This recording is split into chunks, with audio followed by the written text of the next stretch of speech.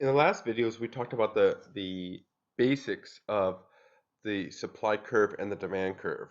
And we talked about how price and quantity demanded are inversely related.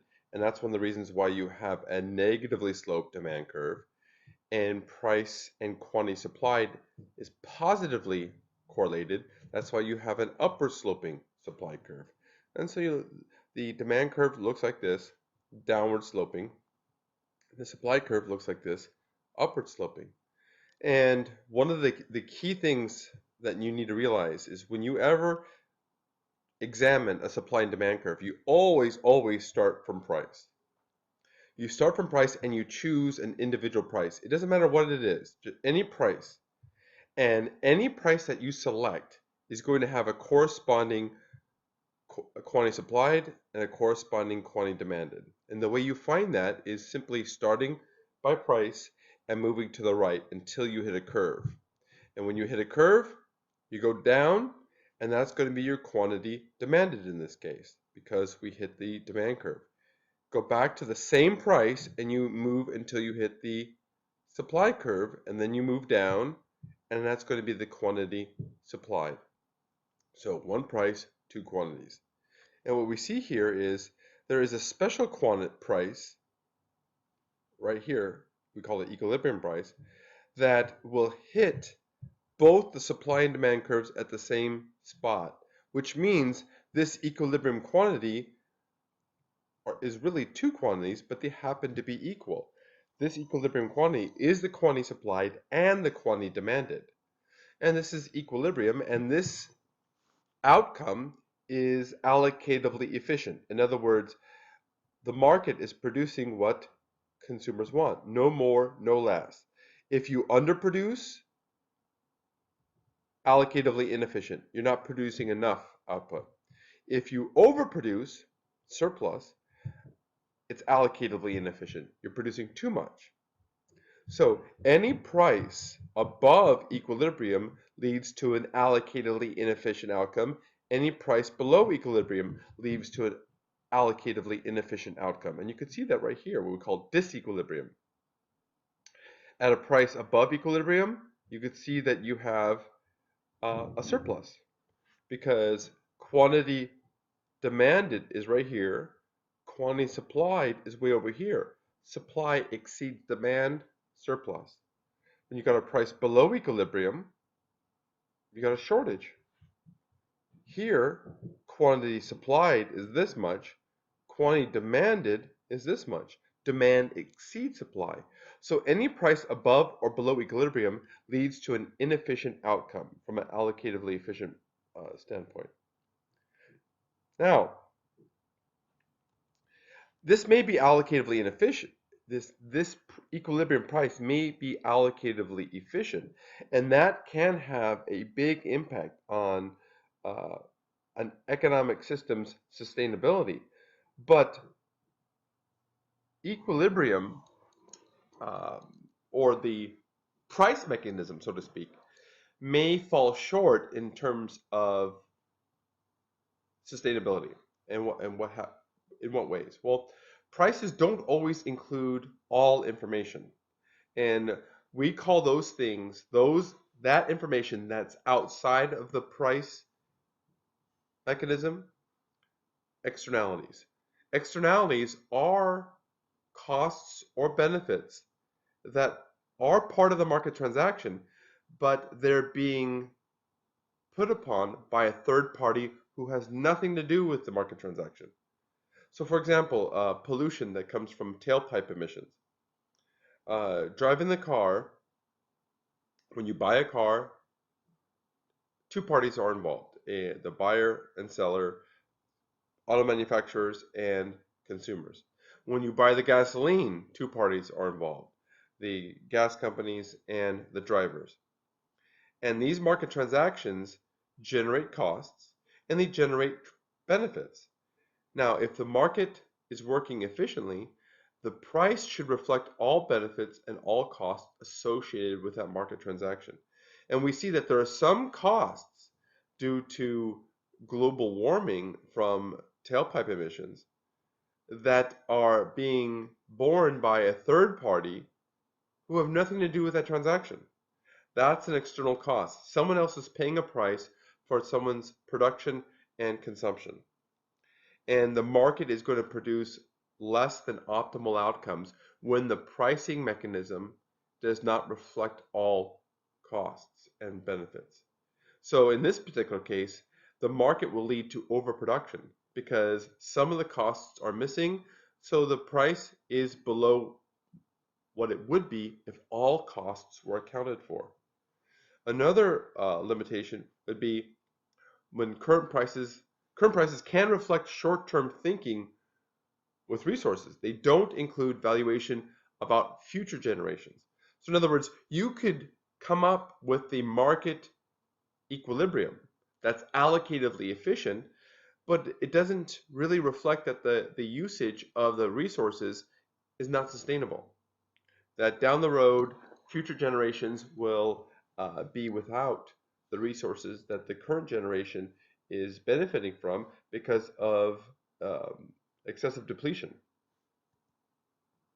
And thirdly, many unpriced goods on the market that are valued by society.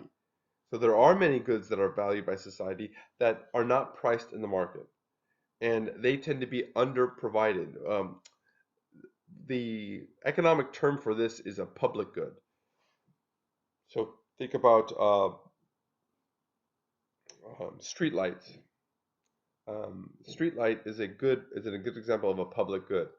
Many people benefit from it, but once it's produced and paid for, you can't stop non-payers from consuming it. In other words, once you pay for a streetlight, somebody who didn't pay for that streetlight may walk underneath it and benefit from the illumination, but they did not contribute to the providing of that service.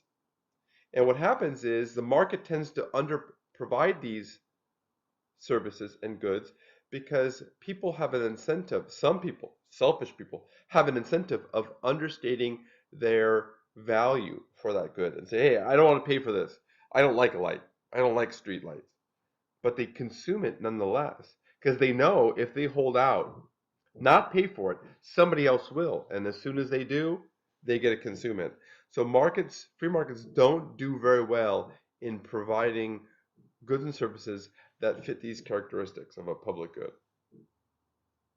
Now, let's look at an example of how to solve for equilibrium using a demand curve and a supply curve. So here's the equation for a demand curve. Here's the equation for a supply curve. This tells us if you give me the price, I can tell you how much is demanded and how much is supplied. Well, we know that equilibrium is where supply equals demand. So what we could do is we could set these two equations equal to each other. And we set QS equal to QD, and we get this. So you can see this is the demand curve from right here.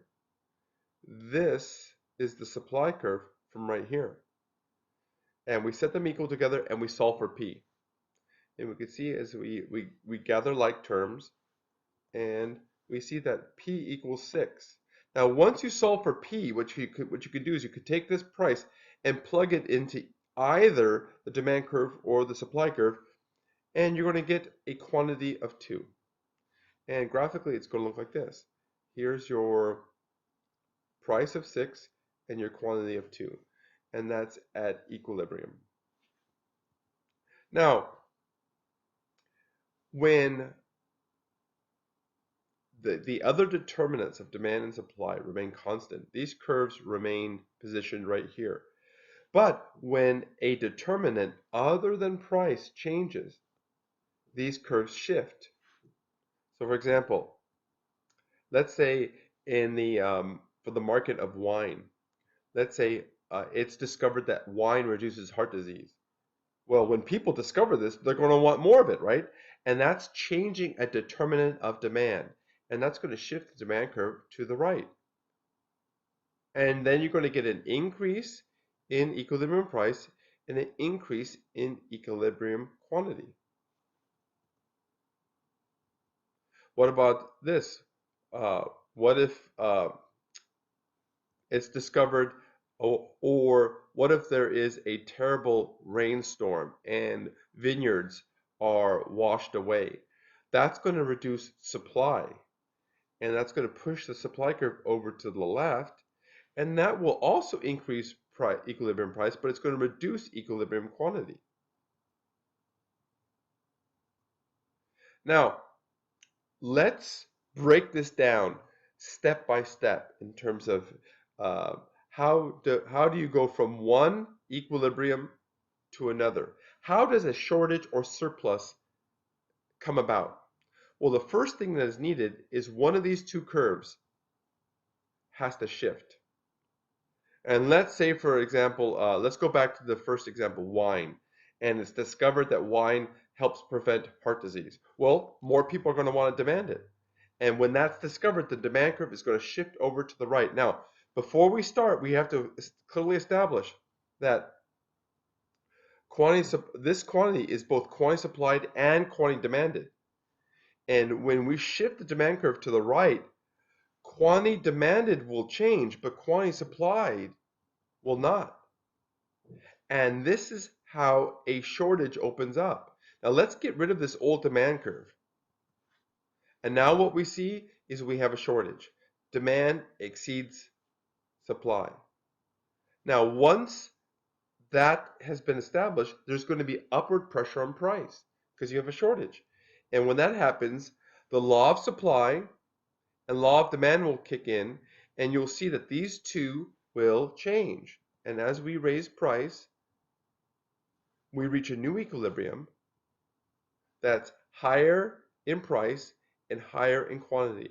But what's interesting is the path demand took. Demand started here. Then the curve shifted and demand moved. Supply did not. Supply remained where it was. And then when price went up, demand started to move a little bit this way, but not all the way back to its original spot. As you can see here, it moved right there. So that's how a shortage or surplus opens up. And when that opens up, we have inefficiency. We have allocative inefficiency. The quicker we move to a new equilibrium is the helps reduce waste in the system.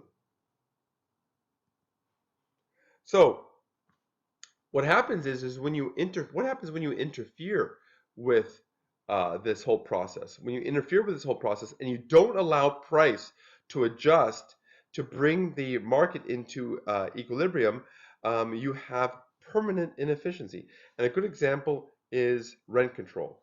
So let's say this is the equilibrium price for a one-bedroom apartment in San Francisco. This is the quantity of apartments. Let's say this is, $3,000 a month. Well, what if the city supervisors in San Francisco say, look, the most you could charge is $1,000 a month. Well, that $1,000 is below equilibrium.